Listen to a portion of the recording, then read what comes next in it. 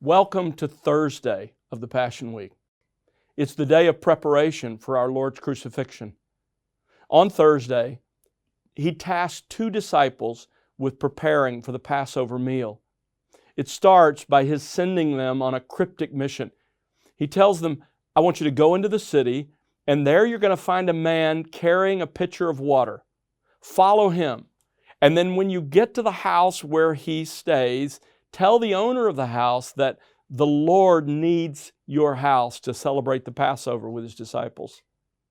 Now, we don't know exactly how this came about. Either Jesus knew this because of His divine omniscience, or perhaps He had carefully prearranged this plan. But either way, this plan provided a place where Jesus and His disciples could celebrate the Passover together. And it had to be done secretly, cryptically, in order to hide the place from Judas. Remember, on Wednesday, Judas had arranged to betray Jesus. He was looking for a time when Jesus and the 12 would be alone. The Passover meal would have been a great opportunity if he had known where they were going to celebrate it. But our Lord intentionally kept the place from Judas because He wanted to spend that time with His disciples out of His love for them to prepare them for His death. So Peter and John, the two disciples Jesus had designated, leave Jesus and the other 10. And then everything unfolds exactly as Jesus had described, and they make the necessary preparation.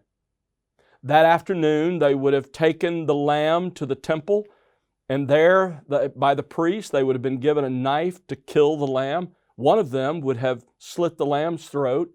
Its blood would have been caught by the priest in a basin, and then the priest would have thrown the blood against the altar. The lamb then would have been butchered and the prescribed parts burned. Then the carcass would have been returned to Peter and John to take and to cook for their Passover meal. So they would have gone to the house that at the Lord's direction they'd already arranged, and there they would have made all the necessary preparations the rest of that afternoon. That evening, probably early evening, Jesus and the other disciples arrive, and the events then of the Last Supper unfold. And you're going to read all about that. You're going to read the wonderful discourse of our Lord.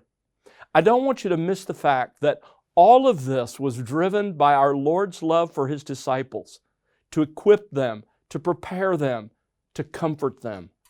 You're going to see the heart of our Lord for all of us as you see His heart for them. It's the same for us today as it was for them. As part of the Last Supper, of course, Judas leaves to betray Jesus. He now knows that after the supper, they're all going to the Garden of Gethsemane, and that's the perfect place for him to lead the soldiers for Jesus to be arrested, and so he leaves. Jesus then talks to the 11, to His own, and He prepares them for what's coming. He institutes the Lord's table. And then after singing a hymn, they depart and head to Gethsemane. There, the events unfold with Jesus pouring out His heart to the Father in anticipation of what's coming. The disciples, you remember, fall asleep.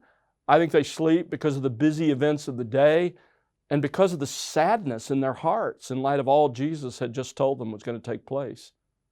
Our Lord continues to graciously care for them, even as He pours out His own soul and anticipates His separation from the Father. Don't misunderstand, by the way, what Jesus means as He prays for the cup to pass from Him if possible. Jesus is not praying to avoid physical suffering. Many martyrs have faced physical suffering with courage and bravery, as Jesus Himself would on Friday.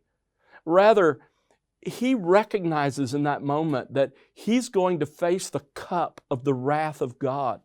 He's going to be separated from God as a human being. His human nature, that for 33 years has known only perfect fellowship with the Father, is going to be separated from Him. He's going to experience God's wrath for you and for me. This is one of the most remarkable days in our Lord's life. Enjoy reading about it and reflect on His profound love for all of us who are His own.